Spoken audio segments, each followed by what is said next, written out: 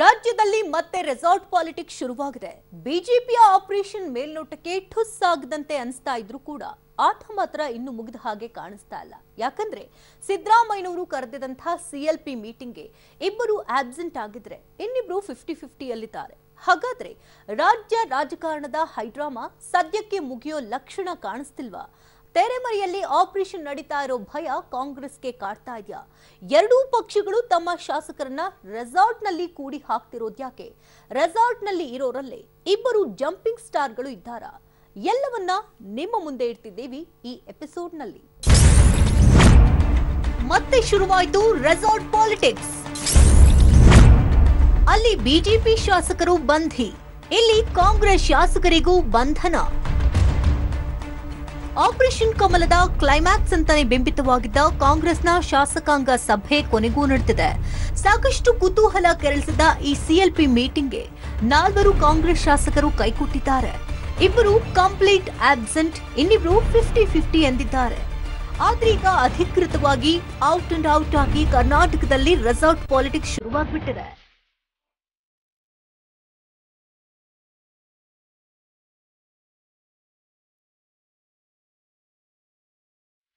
ನಂಬಿಕೆ ತುಂಬಾ ಮುಖ್ಯ, ಆದ್ರೆ ರಾಜಕಾರಣದಲ್ಲಿ ಅದಿಲ್ಲ. ಈ ಕಾರಣದಿಂದಾಗಿಯೇ ಇವತ್ತು ರೆಸಾರ್ಟ್ ಪಾಲಿಟಿಕ್ಸ್ ನಡೀತಿದೆ. ಕಳೆದ 3-4 ದಿನಗಳಿಂದ ಬಿಜೆಪಿ ತನ್ನ ಶಾಸಕರನ್ನ ಹರಿಯಾಣದ ಗುರುಗ್ರಾಮದಲ್ಲಿ ಕೂಡು ಹಾಕಿರುವುದು ಗೊತ್ತೇ ಇದೆ. ಶುಕ್ರವಾರ ಆಪರೇಷನ್ ಕಮಲವನ್ನ ಅಧಿಕೃತವಾಗಿ ಶುರು ಮಾಡಿದ್ದ ಬಿಜೆಪಿ ತನ್ನ 104 ಶಾಸಕರನ್ನ ದೂರದ ಗುರುಗ್ರಾಮದಲ್ಲಿ ಕೂಡು ಹಾಕಿತ್ತು. ಅಲ್ಲಿಂದ ಮತ್ತೊಂದು ರೆಸಾರ್ಟ್ಗೆ ಈಗ ಶಿಫ್ಟ್ ಮಾಡಿದೆ. ಸಿಎಲ್ಪಿ ಸಭೆಗೆ ಇಬ್ಬರು ಗೈರು, ಇಬ್ಬರು 50-50. ಕಂಟಿಲ್ಲ ಹೈಡ್ರಾಮಾ. ಎಷ್ಟು ಜನರು ಬಂಡಾಯಗಾರರಿದ್ದಾರೆ, ಎಷ್ಟು ಜನರು ಆಪರೇಷನ್ ಕಮಲಕ್ಕೆ ಒಳಗಾಗಿದ್ದಾರೆ ಅನ್ನೋದನ್ನ ತಿಳಿಯೋಕೆ ಕಾಂಗ್ರೆಸ್ನ ಶಾಸಕಾಂಗ ಪಕ್ಷದ ನಾಯಕ ಸಿದ್ದರಾಮಯ್ಯನವರು ವಿಶೇಷ ಸಭೆಯನ್ನ ಕರೆದಿದ್ರು. ಸಭೆಗೆ ಬರದವರ ಮೇಲೆ ಪಕ್ಷಾಂತರ ನಿಷೇಧ ಕಾಯ್ದೆ ಅಸ್ತ್ರ ಬಿಡುವುದಾಗಿ ಎಚ್ಚರಿಕೆಯನ್ನು ಕೊಟ್ಟಿದ್ರು. ಒಂದ್ ವೇಳೆ ಸಿದ್ದು ಆ ಅಸ್ತ್ರವನ್ನ ಬಿಟ್ಟರೆ ಗೈರಾದವರ ರಾಜಕೀಯ ಜೀವನಕ್ಕೆ 6 ವರ್ಷಗಳ ಕಾಲ ಕಾರ್ಮೋಡ ಸರಿಯಲಿ. ಇಷ್ಟೆಲ್ಲಾ ಭಯ, ಆತಂಕ, ಎಚ್ಚರಿಕೆ ಇದ್ದರು 80 ಶಾಸಕರಲ್ಲಿ 76 ಶಾಸಕರು ಹಾಜರಾಗಿದ್ರೆ 4 ಜನರು ಶಾಸಕಾಂಗ ಸಭೆಗೆ ಗೈರಾಗಿ ಸೆಡ್ಡು ಹೊಡೆದಿದ್ದಾರೆ.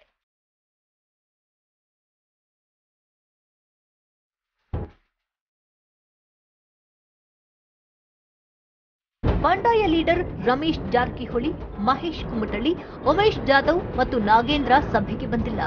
ಉಮೇಶ್ ಜಾಧವ್ ನಮಗೆ ಅನಾರೋಗ್ಯ ಇದೆ ಅಂತ ನೆಪವನ್ನ ಕೊಟ್ಟು ಪತ್ರವನ್ನ ಬರೆದಿದ್ರೆ, ನಾಗೇಂದ್ರ ದೂರವಾಣಿ ಕರೆ ಮಾಡಿ ಕೋರ್ಟ್ ಕೆಲಸ ಇದೆ ಅನ್ನೋ ಸಬೂಬು ಕೊಟ್ಟಿದ್ದಾರೆ.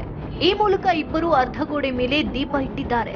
ಮತ್ತಿಬ್ಬರು ಶಾಸಕರಾದ ರಮೇಶ್ ಜಾರಕಿಹೊಳಿ ಮತ್ತು ಮಹೇಶ್ ಕುಮಟಳ್ಳಿ ಪಕ್ಷದ ನಾಯಕರಿಗೆ ಸಡ್ಡು ಹೊಡೆದಿದ್ದಾರೆ. ಈ ಮೂಲಕ ಈಗಾಗಲೇ ಪಕ್ಷದಿಂದ ಹೊರಗೆ ಒಂದು ಕಾಲನ್ನಿಟ್ಟಿದ್ದಾರೆ. ನಾವು ಕರೆದಿದ್ದಂತ ಸದಸ್ಯರುಗಳಲ್ಲಿ 4 ಜನರು ಮಾನ್ಯ ಸದಸ್ಯರುಗಳು ಹಾಜರಾಗಿಲ್ಲ. ಆ 4 ಜನರಲ್ಲಿ ಉಮೇಶ್ ಜಾಧವ್, ಡಾಕ್ಟರ್ ಉಮೇಶ್ ಜಾಧವ್, ಚಿಂಚೋಳಿ ಶಾಸಕರು, ಅವರು ನನಗೆ ಪತ್ರ ಕಳಿಸಿದ್ದಾರೆ. ಬಳ್ಳಾರಿ ರೂರಲ್ ಕಾನ್ಸ್ಟಿಟ್ಯೂನ್ಸಿ ನಾಗೇಂದ್ರ ಅಂತೇಳಿ ಅವರು ವೇಣುಗೋಪಾಲ್ ಅವರಿಗೆ ಈಗ ಕೆಲವು ಗಂಟೆಗಳ ಹಿಂದೆ ಮಾತನಾಡಿದ್ದಾರೆ. ನನಗೆ ಮೀಟಿಂಗ್ ಬರಲಿಕ್ಕಾಗಲ್ಲ, ಕೋರ್ಟ್ನಲ್ಲಿ ಕೆಲಸ ಇದೆ, ನಾನು ನಿಮ್ಮನ್ನ ಬಂದು ಭೇಟಿ ಮಾಡ್ತೀನಿ, ನಾನು ಉದ್ದೇಶಪೂರ್ವಕವಾಗಿ ಆಬ್ಸೆಂಟ್ ಆಗಿಲ್ಲ ಅಂತೇಳಿ ಅವರು ಕೂಡ ವೇಣುಗೋಪಾಲ್ ಅವ್ರ ಜೊತೆ ಮಾತನಾಡಿದ್ರು. ಇನ್ನಿಬ್ರು ಯಾರು ಮಾತಾಡಿಲ್ಲ. ಒಬ್ರು ರಮೇಶ್ ಜಾರಕಿಹೊಳಿ, ಗೊತ್ತಿದ್ರು ಯಾಕ್ರಿ ಕೇಳ್ತೀರಿ ಯಾರು ಸರ್ ಅಂತ. ಒಂದೇ ಸರ್ ರಮೇಶ್ ಜಾರಕಿಹೊಳಿ, ಜ್ಞಾನದರಿ ಮಹೇಶ್ ಕುಮಟಳ್ಳಿ.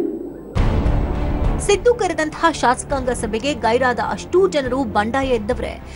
ಮೊನ್ನೆವರೆಗೂ ಮುಂಬೈನಲ್ಲಿದ್ದವರು, ಸರ್ಕಾರ ಬೀಳಿಸೋ ಟೀಮ್ನಲ್ಲಿ ನಿಂತವರು. ಆದ್ರೆ ಇಬ್ರು ಮಾತ್ರ ಅತ್ತಾಗ್ಲೂ ಇಲ್ಲ ಇತ್ತಾಗ್ಲೂ ಇಲ್ಲ ಅಂತ ಮಧ್ಯದಲ್ಲಿ ನಿಂತು ಬಿಟ್ರೆ ಇನ್ನುಳಿದಿಬ್ಬರು ಸುತಾರಾಮ್ ರಾಜ್ಯ ಆಗೋ ಪ್ರಶ್ನೆನೇ ಇಲ್ಲ ಅಂತ ತೊಡೆತಟ್ಟಿದ್ದಾರೆ. ಸಭೆಗೆ ಬರದವರ ಮೇಲೆ ಪಕ್ಷಾಂತರ ನಿಷೇಧ ಕಾಯ್ದೆ ಅಸ್ತ್ರವನ್ನ ಪ್ರಯೋಗಿಸುವುದಾಗಿ ಸಿದ್ದರಾಮಯ್ಯನವರು ಹೇಳಿದ್ರು. ಯಾವ ಪ್ರತಿಕ್ರಿಯೆ ಕೊಡದೆ ಇಬ್ರು ಕೂಡ ದೂರ ಹೋಗಿದ್ದಾರೆ. ಸದ್ಯ ಯಾವುದೇ ಕಾರಣ ಕೊಡದೆ ಗೈರಾದವರಿಗೆ ನೋಟಿಸ್ ನೀಡುವುದಾಗಿ ಸಿದ್ದರಾಮಯ್ಯನವರು ಹೇಳಿದ್ದಾರೆ. 4 ಜನಕ್ಕೂ ಕೂಡ ಒಂದು ಅವರ ಎಕ್ಸ್ಪ್ಲನೇಷನ್, ಆಬ್ಸೆಂಟ್ ಆಗಿರೋದಕ್ಕೆ ಎಕ್ಸ್ಪ್ಲನೇಷನ್ ಕೇಳಿ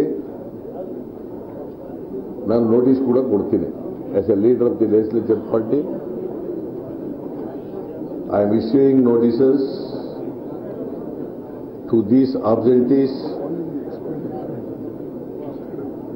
ಅಂಡ್ ಸೀಕ್ ದರ್ ಎಕ್ಸ್ಪ್ಲನೇಷನ್. ಅವ್ರ ಎಕ್ಸ್ಪ್ಲನೇಷನ್ ಬಂದ ಮೇಲೆ ನಾವು ಅದನ್ನು ನೋಡ್ಬಿಟ್ಟು ಮುಂದಿನ ನಮ್ಮ ಪಾರ್ಟಿ ಹೈಕಮಾಂಡ್ನವ್ರ ಜೊತೆ ಮತ್ತೆ ಪ್ರೆಸಿಡೆಂಟ್ ಜೊತೆ ಕೂತ್ಕೊಂಡು ಮಾತಾಡಿ ಮುಂದಿನ ಕ್ರಮ ಯೋಚನೆ ಮಾಡ್ತೀವಿ. ಸಭೆಯಿಂದ ರೆಸಾರ್ಟ್ಗೆ ಶಿಫ್ಟ್. ಸಿದ್ದುಗೆ ಕಾಡ್ತಿದೆ ಆಪರೇಷನ್ ಆತಂಕ. ಶಾಸಕಾಂಗ ಪಕ್ಷದ ಸಭೆಯನ್ನು ಮುಗಿತು. 80ರಲ್ಲಿ 76 ಶಾಸಕರು ಹಾಜರಾಗಿ ಸರ್ಕಾರ ಸೇಫ್ ಅನ್ನೋ ಸಂದೇಶವನ್ನ ರವಾನಿಸಿತ್ತು. ಆಟ ಇಷ್ಟಕ್ಕೆ ಮುಗೀತು ಅಂತ ಅಂದುಕೊಂಡ್ರೆ ತಪ್ಪಾಗುತ್ತೆ. ಯಾಕಂದ್ರೆ ಅಸಲಿ ಆಟ ಈಗ ಶುರುವಾದಂತಿದೆ. ಸಭೆಯಲ್ಲಿ ಅದಾಗಲೇ ಸಿದ್ದರಾಮಯ್ಯನವರು ಎಲ್ಲಾ ಶಾಸಕರಿಗೂ ಎಚ್ಚರಿಕೆಯನ್ನ ಕೊಟ್ಟಿದ್ದಾರೆ. ಯಾರೂ ಕೂಡ ಆಪರೇಷನ್ ಕಮಲಕ್ಕೆ ಬಲಿಯಾಗಬಾರದು, ಪಕ್ಷ ವಿರೋಧಿ ಚಟುವಟಿಕೆಯನ್ನ ನಡೆಸಬಾರದು ಅಂತಾನು ಹೇಳ್ತಾರೆ. ಇದರ ಜೊತೆಗೆ ಸಭೆಗೆ ಹಾಜರಾದಂತಹ ಶಾಸಕರೆಲ್ಲ ಇಲ್ಲಿಂದ ಸೀದಾ ರೆಸಾರ್ಟ್ಗೆ ಹೋಗಬೇಕು ಅನ್ನೋ ಕಟ್ಟಾಜ್ಞೆ ವಿಧಿಸಿದ್ದಾರೆ. ಎಲ್ಲ ಅಭಿಪ್ರಾಯ ಕೇಳಕ್ಕೆ ನಮ್ಮ MLAಗಳೆಲ್ಲ ಕೂಡ ಒಟ್ಟಿಗೆ ನಾವು ಕೂಡ ಒಂದ್ ಕಡೆ ಇರ್ತೀವಿ, ಅಲ್ಲಿ ಚರ್ಚೆ ಮಾಡ್ತೀವಿ ಬರಗಾಲದ ಬಗ್ಗೆ. ಎಲ್ಲ ಪ್ಲೀಸ್ ಲಿಸನ್ ಮೇಡಮ್, ಎಷ್ಟು ದಿನ ಅಗತ್ಯ ಇದೆ ಅಷ್ಟು ದಿನ ಇರ್ತೀವಿ. ಪಾರ್ಟಿ ವಿಚಾರ ಚರ್ಚೆ ಮಾಡಬೇಕು. ಒಂದು ಈ ಆನ್ಸ್ಲಾಟ್ ಬೈ ಬಿಜೆಪಿ ಇದೆಯಲ್ಲ, ತಪ್ಪಿಸ್ಕೋಬೇಕಲ್ಲಪ್ಪ. ಶಾಸಕಾಂಗ ಸಭೆಯಲ್ಲಿ ಯಾರು ಕೂಡ ರೆಸಾರ್ಟ್ಗೆ ಹೋಗೋದನ್ನ ತಪ್ಪಿಸುವಂತಿಲ್ಲ ಅನ್ನೋ ಖಡಕ್ ಎಚ್ಚರಿಕೆಯನ್ನು ಕೊಡಲಾಗಿದೆ. ಪಕ್ಷ ಕಷ್ಟದ ಸ್ಥಿತಿಯಲ್ಲಿದೆ. ಇಂಥ ಸಂದರ್ಭದಲ್ಲಿ ಬೇರೆ ಬೇರೆ ಕಾರಣವನ್ನ ಕೊಟ್ಟು ನಾವು ಬರಲ್ಲ ಅಂತ ಹೇಳಂಗಿಲ್ಲ. ಎಲ್ಲರೂ ಕಡ್ಡಾಯವಾಗಿ ರೆಸಾರ್ಟ್ಗೆ ಹೋಗಲೇಬೇಕು ಅಂತ ತಾಕೀತು ಮಾಡಲಾಗಿದೆ. ಹೀಗಾಗಿ ಎಲ್ಲ 76 ಶಾಸಕರು ಕೂಡ ರಾಮನಗರದ ಡಿಕೆಶಿ ಭದ್ರಕೋಟೆ ಈಗಲ್ಟನ್ ರೆಸಾರ್ಟ್ಗೆ ಹೋಗಿದ್ದಾರೆ. ಇನ್ನು ಕನಿಷ್ಠ ಅಂದ್ರೂ 3-4 ದಿನಗಳ ಕಾಲ ಎಲ್ಲಾ ಶಾಸಕರು ಕೂಡ ಅಲ್ಲೇ ಇರಲಿದ್ದಾರೆ. ನೋಡ್ತಾ ಇದ್ದೇವೆ ಪ್ರೆಸ್ ಮೀಟ್ ಅನ್ನು, ನಮ್ಮ ಬಗ್ಗೆ ಟೀಕೆ ಟಿಪ್ಪಣಿಯನ್ನು ಮಾಡ್ತಾ ಇದ್ದೀವಿ. ಬರಗಾಲದಲ್ಲಿ ಇವರು ರೆಸಾರ್ಟ್ ಅಲ್ಲಿ ಏನ್ ಮಾಡ್ತಾರೆ? ಇವರು ಆಡಳಿತ ಪಕ್ಷದವರು ತಮ್ಮ ಶಾಸಕರು ನಮ್ಮ ಕೈ ಬಿಟ್ಟು ಹೋಗ್ತಾರೆ ಅನ್ನೋ ಭಯದಿಂದ ರೆಸಾರ್ಟ್ಗೆ ಹೋಗೋ ತೀರ್ಮಾನ ತಗೊಂಡಿದ್ದಾರೆ. ಕಾಂಗ್ರೆಸ್ ಶಾಸಕರು ಕೂಡ ರೆಸಾರ್ಟ್ಗೆ ಶಿಫ್ಟ್ ಆಗೋ ಮೂಲಕ ರೆಸಾರ್ಟ್ ಪಾಲಿಟಿಕ್ಸ್ ರಾಜ್ಯದಲ್ಲಿ ಜೋರಾಗ್ತಿದೆ. ಒಂದು ಕಡೆ ಬಿಜೆಪಿ ಶಾಸಕರು ದೂರದ ಗುರುಗ್ರಾಮದ ರೆಸಾರ್ಟ್ನಲ್ಲಿದ್ದರೆ, ಇತ್ತ ಕಾಂಗ್ರೆಸ್ ಶಾಸಕರು ರಾಮನಗರದ ರೆಸಾರ್ಟ್ನಲ್ಲಿದ್ದಾರೆ. ರಾಜ್ಯದಲ್ಲಿ ಈ ಹಿಂದೆ ಹಲವು ಬಾರಿ ರೆಸಾರ್ಟ್ ಪಾಲಿಟಿಕ್ಸ್ ನಡೆದಿತ್ತು. ಸರ್ಕಾರ ರಚನೆಗೂ ಮೊದಲು ಕೂಡ ಆಪರೇಷನ್ ಕಮಲದಿಂದ ತಪ್ಪಿಸಿಕೊಳ್ಳಲು ಶಾಸಕರನ್ನ ರೆಸಾರ್ಟ್ಗೆ ಕಳುಹಿಸಲಾಗಿತ್ತು. ಈಗ ಮತ್ತದೇ ಆಪರೇಷನ್ ಕಮಲದ ಭಯದಿಂದ ಶಾಸಕರನ್ನೆಲ್ಲ ರೆಸಾರ್ಟ್ಗೆ ಶಿಫ್ಟ್ ಮಾಡಲಾಗಿದೆ. ಕಳೆದ 8 ತಿಂಗಳಲ್ಲಿ 2ನೇ ಬಾರಿ ಕಾಂಗ್ರೆಸ್ ಶಾಸಕರನ್ನ ರೆಸಾರ್ಟ್ಗೆ ಕಳುಹಿಸಲಾಗುತ್ತಿದೆ.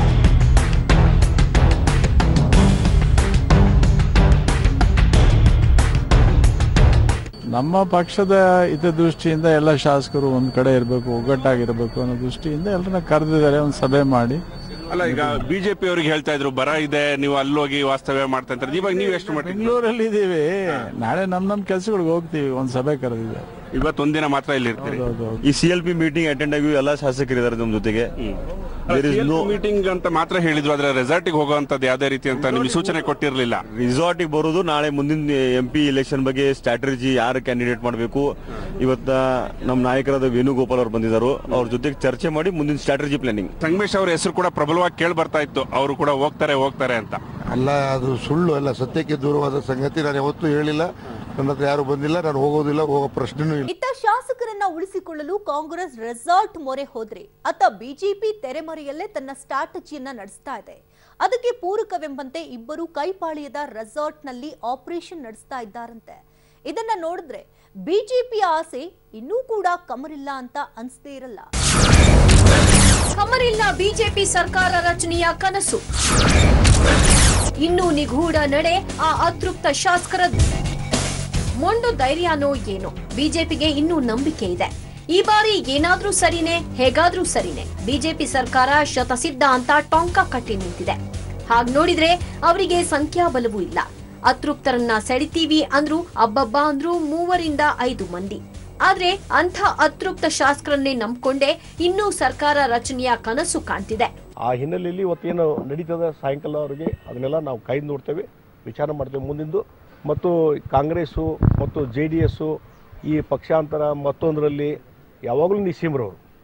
ಅತ್ತ ಕಾಂಗ್ರೆಸ್ ಕಾಂಗ್ರೆಸ್ ಅತೃಪ್ತ ಶಾಸಕರ ಮೇಲೆ ಪಕ್ಷಾಂತರ ಕಾಯ್ದೆಯನ್ನ ಜಾರಿ ಮಾಡಲು ಪ್ಲಾನ್ ಮಾಡ್ತಿದ್ರೆ, ಇತ್ತ ಆ ಕಾಯ್ದೆಯನ್ನು ದಾಟಿ ಅತೃಪ್ತ ಶಾಸಕರ ಬೆಂಬಲದಲ್ಲಿ ಸರ್ಕಾರ ರಚಿಸೋದೇಗೆ ಅಂತ ಬಿಎಸ್ವೈ ನಿವಾಸ ಧವಳಗಿರಿಯಲ್ಲಿ ಮಾಜಿ ಸಿಎಂ ಶೆಟ್ಟರ್, ಸಂಸದ ಜಿಎಂ ಸಿದ್ದೇಶ್ವರ್, ಮಾಜಿ ಸಚಿವ ಮುರುಗೇಶ್ ನಿರಾಣಿ ಜೊತೆಗೂಡಿ ಬಿಸಿ ಬಿಸಿ ಚರ್ಚೆ ನಡೆಸಿದ್ದಾರೆ. ಆಗಿದ್ದಾಗ್ಲಿ ಅಂತ ಕಾಂಗ್ರೆಸ್ನ ಮತ್ತಷ್ಟು ಶಾಸಕರನ್ನ ಸೆಳೆಯೋ ಪ್ರಯತ್ನವನ್ನ ಮುಂದುವರೆಸಿದ್ದಾರೆ. ಬಿಜೆಪಿ 104 ಅಲ್ಲ 106, ಹಾಗೆ ಬಿಡುತ್ತಾ 115. ಅವರ ಪ್ರಯತ್ನಕ್ಕೆ ಸಾಕ್ಷಿಯಾಗಿ ಮೇಲ್ಮನೆ ವಿಪಕ್ಷ ನಾಯಕ ಕೋಟಾ ಶ್ರೀನಿವಾಸ್ ಪೂಜಾರಿ, ನಮ್ಮ ಸಂಖ್ಯೆ ಈಗ 104 ಅಲ್ಲ 106ಕ್ಕೇರಿದೆ. ಇದು ಹಂತ ಹಂತವಾಗಿ 115 ಆದ್ರೂ ಅಚ್ಚರಿ ಇಲ್ಲ. ನಿಮ್ಮ ಸರ್ಕಾರ ಉಳಿಸಿಕೊಳ್ಳುವುದನ್ನ ನೋಡಿ ಅಂತ ದೋಸ್ತಿಗಳಿಗೆ ಸವಾಲು ಹಾಕಿದ್ದಾರೆ. ಇಡೀ ಕರ್ನಾಟಕ ರಾಜ್ಯದಲ್ಲಿ ಅತ್ಯಂತ ಹೆಚ್ಚು ಶಾಸಕರನ್ನು ಹೊಂದಿರುವಂತಹ ರಾಜಕೀಯ ಪಕ್ಷ ಇವತ್ತು 104 ಇರೋದು ನಮ್ಮದು 106 ಆಗಿದೆ ಅನ್ನೋದನ್ನು ಅವರು ಮರಿಬಾರದು. ಅವರು ಶಾಸಕರನ್ನು ಅವರು ಗಟ್ಟಿ ಹಿಡಿದುಕೊಳ್ಳಿ, ಇಲ್ಲದೇ ಇದ್ರೆ 115 ಆಗಿದ್ರೆ ಅವರೇ ಹೊಣೆ, ನಾವಣೆ ಆಗುದಿಲ್ಲ. ಇದೆಲ್ಲದರ ನಡುವೆ ಗುರುಗ್ರಾಮದ ಐಟಿಸಿ ಗ್ರ್ಯಾಂಡ್ ಭಾರತ್ ರೆಸಾರ್ಟ್ನಿಂದ ಬಿಜೆಪಿಯ 23 ಶಾಸಕರನ್ನ ಲೆಮನ್ ಟ್ರೀ ರೆಸಾರ್ಟ್ಗೆ ಶಿಫ್ಟ್ ಮಾಡಲಾಗಿದೆ. ಅತೃಪ್ತರ ನಡೆ ಮೇಲೆ ಬಿಜೆಪಿಗೆ ಇನ್ನೂ ವಿಶ್ವಾಸವಿದೆಯಂತೆ. ಸಿಎಲ್ಪಿ ಮೀಟಿಂಗ್ ಫೇಲ್ಯೂರ್ ಆಗ್ತಿದ್ದಾಗೆ ಮತ್ತೆ ತಮ್ಮ ನಡೆಯನ್ನ ಚುರುಕುಗೊಳಿಸಲು ತಯಾರಾಗ್ತಿದ್ದಾರಂತೆ. ಒಟ್ನಲ್ಲಿ ಎಲ್ಲವೂ ಅತೃಪ್ತರ ನಡೆ ಮೇಲೆ ನಿಂತಿದೆ. ಬಿಜೆಪಿ ಶಾಸಕರ ರೆಸಾರ್ಟ್ ವಾಸ್ತವ್ಯ ವೇಳೆ ಬೆಂಗಳೂರಿಗೆ ಬಿಜೆಪಿ ಶಾಸಕರು ವಾಪಸ್ ಆದರೂ ಅಗತ್ಯ ಬಿದ್ರೆ ಮತ್ತೆ ಇಲ್ಲೂ ರೆಸಾರ್ಟ್ ಪಾಲಿಟಿಕ್ಸ್ ಮುಂದುವರೆಸಲು ಬಿಜೆಪಿ ನಿರ್ಧರಿಸಿದೆ. ಬಿಜೆಪಿ ವಿಧಿಸಿಕೊಂಡಿದ್ದ ಡೆಡ್ಲೈನ್ ಮುಗಿಸಲು ಇನ್ನೂ 1 ದಿನ ಬಾಕಿ ಇದ್ದು ಏನ್ ಬೇಕಾದ್ರೂ ಸಂಭವಿಸೋ ಸಾಧ್ಯತೆಯೂ ಇದೆ. ಇತ್ತ ಸಿಎಂ ಕೂಡ ಎಂದಿನಂತೆ ನಿರಾಳವಾಗೇ ಇದ್ದಾರೆ. ಆದರೂ ವೇಣುಗೋಪಾಲ್ ಅವರ ಬಳಿ ಚರ್ಚೆ ಸಭೆ ನಡೆಸಿ ನಂತರ ಮಾತನಾಡಿದ ಅವರು ಆಪರೇಷನ್ ಕಮಲವನ್ನ ಬಿಜೆಪಿ ಮುಂದುವರಿಸ್ತಾರೆ. ಅದು ಅವರ ಕರ್ತವ್ಯ. ಅವ್ರ ಕೆಲಸ ಅವ್ರು ಮಾಡ್ಲಿ, ನಮ್ ಕೆಲಸ ನಾವು ಮಾಡ್ತಿದ್ದೀವಿ. ಆತಂಕ ಸೃಷ್ಟಿಸಿಕೊಂಡಿರೋರಿಗೆ ಆತಂಕ ಇದೆ ಎಂದಿದ್ದಾರೆ. ಅವರ ಆಪರೇಷನ್ ಕಮಲ ಅವ್ರು ಮುಂದುವರಿಸ್ತಾ ಇರ್ತಾರೆ. ನಾನು ಅದಕ್ಕೇನು ತಲೆ ಕೆಡಿಸ್ಕೊಡಲ್ಲ. ಅದು ಅವ್ರ ಕರ್ತವ್ಯ ಪಾಪ ಮಾಡ್ಬೇಕಾದ ಯಡಿಯೂರಪ್ಪನವ್ರದ್ದು, ಅವ್ರ ಸ್ನೇಹಿತರುಗಳದು. ನಮ್ಮ ಬಗ್ಗೆ ಟೀಕೆ ಮಾಡ್ತಿರಲ್ಲ, ನಾವು ರೆಸಾರ್ಟ್ ಅಲ್ಲಿ ಇದೀವಿ ಅಂತ. ಬರಗಾಲ ಕಿತ್ತು ತಿಂತಾ ಇದೆ, ನೀವೇನ್ ಮಾಡ್ತಾ ಇದ್ದೀರಾ? ನಿಮ್ ಸಚಿವರು ಏನ್ ಮಾಡ್ತಾ ಇದ್ದಾರೆ? ಈಗಲಾದರೂ ರಾಜ್ಯದ ಅಭಿವೃದ್ಧಿ ಕಡೆ ಗಮನ ಕೊಡ್ಲಿ ಕಾಂಗ್ರೆಸ್ ಜೆಡಿಎಸ್ ಸರ್ಕಾರ, ಸಮ್ಮಿಶ್ರ ಸರ್ಕಾರ ಒತ್ತಾಯವನ್ನು ಮಾಡ್ತೇನೆ. ಇದೇ ಪರಿಸ್ಥಿತಿ ಮುಂದುವರೆದ್ರೆ ಭಾರತೀಯ ಜನತಾ ಪಾರ್ಟಿ ವಿರೋಧ ಪಕ್ಷವಾಗಿ ಕೈ ಕಟ್ಕೊಂಡು ಕುಂತ್ಕೊಳ್ಳಲ್ಲ, ಜನರ ಬೀದಿಗಿಳಿಸಬೇಕಾಗುತ್ತೆ, ಹೋರಾಟ ಮಾಡಬೇಕಾಗುತ್ತೆ ಅನ್ನೋ ಎಚ್ಚರಿಕೆಯನ್ನು ಸಹ ಕೊಡ್ತೇನೆ. ಒಟ್ನಲ್ಲಿ ಬಿಜೆಪಿ ಅವರು ಹೇಳೋ ಹಾಗೆ ಪಿಕ್ಚರ್ ಅಭಿ ಬಾಕಿ ಹೈ. ಸರ್ಕಾರ ಉರುಳುತ್ತಾ ಅನ್ನೋ ಪ್ರಶ್ನೆ ಇನ್ನೂ ನಿಗೂಢ. ಯಡಿಯೂರಪ್ಪನವರಿಗೆ ಕೇರಳದ ಜ್ಯೋತಿಷಿಯೊಬ್ಬರು ಒಂದು ಭವಿಷ್ಯವನ್ನ ನುಡಿದಿದ್ರಂತೆ. ಅದನ್ನ ನಂಬಿಕೊಂಡೇ ಬಿಎಸ್ವೈ ಜನವರಿ 19ಕ್ಕೆ ಏನಾದ್ರೊಂದು ಆಗುತ್ತೆ ಅನ್ನುವಂಥ ಭರವಸೆಯಲ್ಲಿದ್ದಾರಂತೆ. ಅದೇನು ಅನ್ನೋದ್ರ ಸೀಕ್ರೆಟ್ ನಿಮ್ಮ ಮುಂದೆ. ಕೇಳಿದ್ರೆ ಸುಸ್ತಾಗ್ತೀರಾ? 19ರ ಗಮ್ಮತ್ತು ಪ್ಲಾನ್ನಂತೆ ನಡೆದು ಬಿಟ್ರೆ ದೋಸ್ತಿಗಳಿಗೆ ಆಪತ್ತು. ತಪ್ಪಾಗಿದ್ದಿಲ್ವಂತೆ ಆ ಜ್ಯೋತಿಷಿ ನುಡಿದ ಮಾತು. ಮೈತ್ರಿ ಸರ್ಕಾರಕ್ಕೆ ನಿಜಕ್ಕೂ ಕಾದಿದ್ಯಾ ಕುತ್ತು. 999 ತೋಳ ಹಳ್ಳಕ್ಕೆ ಬಿತ್ತು ಅನ್ನುವುದು ಕನ್ನಡ ಸಿನಿಮಾ ಒಂದರ ಫೇಮಸ್ ಹಾಡು. ಆದ್ರೆ ಕರ್ನಾಟಕದಲ್ಲಿ ಮತ್ತೆ ಬಿಜೆಪಿ ಸರ್ಕಾರ ಅಧಿಕಾರಕ್ಕೆ ಬಂದು ಕಮಲ ಅರಳಿಸಿ ನಳನಳಿಸಲು 19 ಮಂದಿ ಹಳ್ಳಕ್ಕೆ ಬೀಳ್ಬೇಕಿದೆ. ಈ 19 ಅನ್ನೋ ಸಂಖ್ಯೆ ಸದ್ಯ ತೀವ್ರ ಕುತೂಹಲವನ್ನ ಕೆರಳಿಸಿದೆ.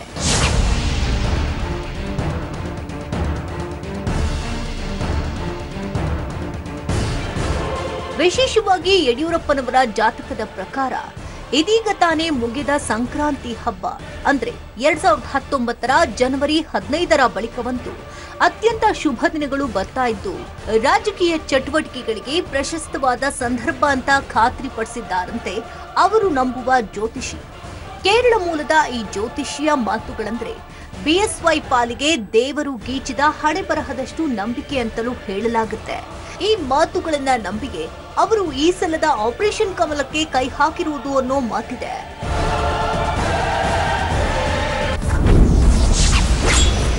ಆಪರೇಷನ್ 19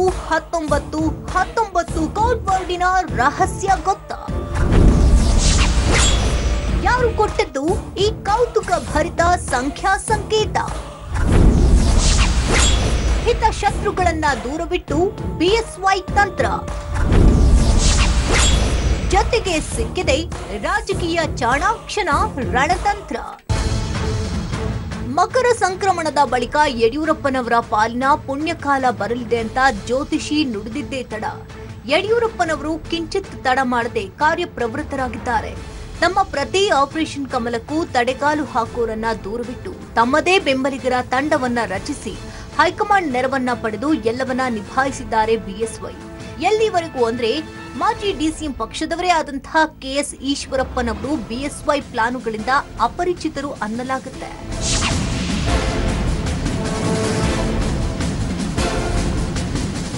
ಅಂದ್ಹಾಗೆ ಬಿಎಸ್ವೈ ರಚಿಸಿರುವ ಈ ಹೊಸ ಆಪರೇಷನ್ಗೆ ಹೈಕಮಾಂಡ್ ಬೆಂಬಲವೂ ಸಿಕ್ಕಿದ್ದು ಅದಕ್ಕಾಗಿ ಮಾಸ್ಟರ್ ಪ್ಲಾನ್ ಮಾಡಲಾಗಿತ್ತು ಎನ್ನಲಾಗುತ್ತೆ.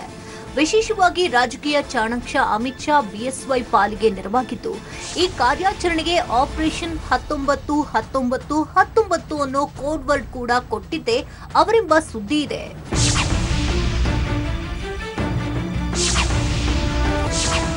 ಹೌದು, ಆಪರೇಷನ್ 19-19-19.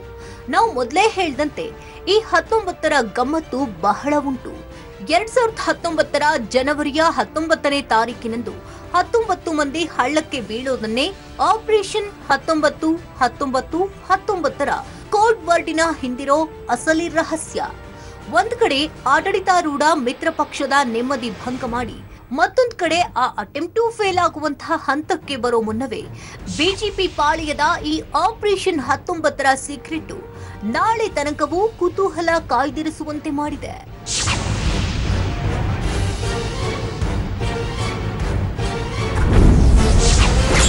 4+2 = 6.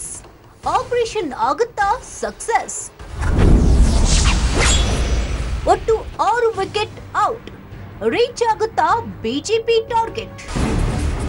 ಸಿದ್ದರಾಮಯ್ಯ ನೇತೃತ್ವದಲ್ಲಿ ನಡೆದಂತಹ ಕಾಂಗ್ರೆಸ್ ಶಾಸಕಾಂಗ ಪಕ್ಷದ ಸಭೆಗೆ ಎಲ್ಲರೂ ಬರಲೇಬೇಕು ಅಂತ ಆದೇಶವನ್ನ ಹೊರಡಿಸಲಾಗಿತ್ತು. ಸದನದಲ್ಲಿ ಕಾಂಗ್ರೆಸ್ ಬಲ 80, ಆದರೆ ಸಭೆಗೆ ಬಂದವರ ಸಂಖ್ಯೆ 76. ರಮೇಶ್ ಜಾರಕಿಹೊಳಿ, ನಾಗೇಂದ್ರ, ಮಹೇಶ್ ಕುಮಟಳ್ಳಿ ಹಾಗೂ ಉಮೇಶ್ ಜಾಧವ್ ಬರಲಿಲ್ಲ.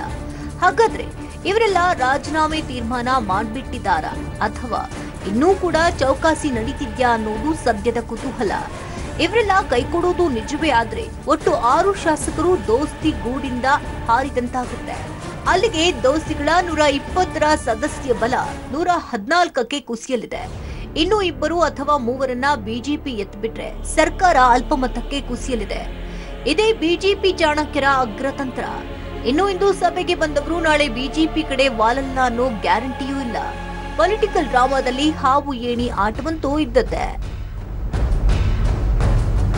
ಗುರುಗ್ರಾಮದ ರೆಸಾರ್ಟ್ನಲ್ಲಿ ಬೀಡು ಬಿಟ್ಟಿರುವಂತಹ ತಮ್ಮ ಶಾಸಕರಿಗೆ ನಿನ್ನೆಯಿಂದಲೂ ಸ್ವೀಟ್ ನ್ಯೂಸ್ ಕೊಡ್ತೀನಿ ಅಂತ ಹೇಳ್ತಿದ್ದಾರಂತೆ ಬಿಎಸ್ವೈ. ಹಾಗಾದ್ರೆ ಕಾಂಗ್ರೆಸ್ ಸಿಎಲ್ಪಿ ಸಭೆಗೆ 4 ಆಬ್ಸೆಂಟ್ ಆಗಿದ್ದೇ ಸಿಹಿ ಸುದ್ದಿನ ಇರಬಹುದು, ಅಲ್ಲಗಳಿವಂತಿಲ್ಲ. ಇನ್ನು ಇದೇ 19ಕ್ಕೆ ಅಂದ್ರೆ ಶನಿವಾರ ದೊಡ್ಡ ಡೈನಾಮೈಟ್ ಸಿಡಿಸಲಿದ್ದಾರಾ ಯಡಿಯೂರಪ್ಪನವರು? ಅತೃಪ್ತ ಶಾಸಕರ ಗ್ಯಾಂಗ್ಗೆ ಇನ್ನಷ್ಟು ಮಂದಿ ಸೇರ್ಪಡೆಯಾಗಿ ಭಿನ್ನಮತದ ಕಹಳೆ ಮೊಳಗಿಸಲಿದ್ದಾರಾ? ಇದು ಸದ್ಯದ ಯಕ್ಷ ಪ್ರಶ್ನೆ. ಹೀಗಾಗಿಯೇ 2019ರ ಜನವರಿ 19ನೇ ತಾರೀಕಿನ ಶನಿವಾರ ಬಿಎಸ್ವೈ ಪಾಲಿಗೆ ಪರೀಕ್ಷೆಯ ದಿನವಾಗಲಿರುವುದಂತೂ ಖಚಿತ. ಈಗಾಗಲೇ 2 ಪಕ್ಷೇತರ ಶಾಸಕರು ಬಿಜೆಪಿಗೆ ಬೆಂಬಲ ಕೊಡ್ತೀವಿ ಅಂತ ಹೇಳಿಯಾಗಿದೆ. ಅತ್ತ ಸಿಎಂ ಕುಮಾರಸ್ವಾಮಿ ಆಪರೇಷನ್ ಕಮಲಕ್ಕೆ ಜಗ್ಗದೆ ಕೂಲ್ ಆಗಿರುವುದಾಗಿ ಹೇಳಿಕೊಂಡಿದ್ದಾರೆ. ಆದರೆ ಸರ್ಕಾರಕ್ಕೆ ಬೆಂಬಲ ಕ್ಷೀಣಿಸುವಂತೆ ಮಾಡಿ ತಮ್ಮ ಪ್ರಾಬಲ್ಯವನ್ನ ಕೂಡಿಸಲು ತಮ್ಮ ಜಾತಕದ ಗ್ರಹಗತಿಗಳು ನೆಟ್ಟಗಿರೋದೇ ಸಾಕು ಅನ್ನುವಂತಹ ಕಾನ್ಫಿಡೆನ್ಸ್ ನಲ್ಲಿ ಬಿಎಸ್ವೈ ಇದ್ದಾರೆ. ಅಂದುಕೊಂಡಂತೆ ಕಂಟಕ ತಂದಿಟ್ಟು ಸರ್ಕಾರ ಉರುಳಿಸಿದ್ರೆ 19 ಬಿಎಸ್ವೈ ಪಾಲಿಗೆ ಅದೃಷ್ಟದ ದಿನವಾಗಲಿದೆ. ಇಲ್ವಾದಲ್ಲಿ ಆಪರೇಷನ್ ಕಮಲದ ಹುಚ್ಚಾಟ ನಿಲ್ಲಿಸುವಂತೆ ಬಿಜೆಪಿ ಹೈಕಮಾಂಡ್ ಎಚ್ಚರಿಕೆ ಸಂದೇಶ ಕೊಡೋ ನಿರ್ಣಾಯಕ ದಿನವು 19ನೇ ತಾರೀಕು ಆದಲ್ಲಿ ಡೌಟೇ ಇಲ್ಲ.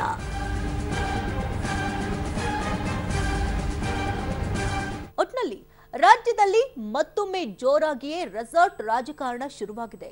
2 ಪಕ್ಷಗಳು ಶಾಸಕರು ಕೂಡ ಈಗ ರೆಸಾರ್ಟ್ನಲ್ಲಿ ಬಂದಿಯಾಗಿದ್ದಾರೆ. ಈ ಹೈಡ್ರಾಮಾ ಇನ್ನೆಷ್ಟು ದಿನ ಇರುತ್ತೆ ಅನ್ನೋದನ್ನ ಕಾದು ನೋಡೋಣ. ಇದೇ ಇವತ್ತಿನ ಸ್ಪೆಷಲ್. ನೆನಪಿರಲಿ, ನ್ಯೂಸ್ ಅಂದ್ರೆ ಪಬ್ಲಿಕ್ ಟಿವಿ.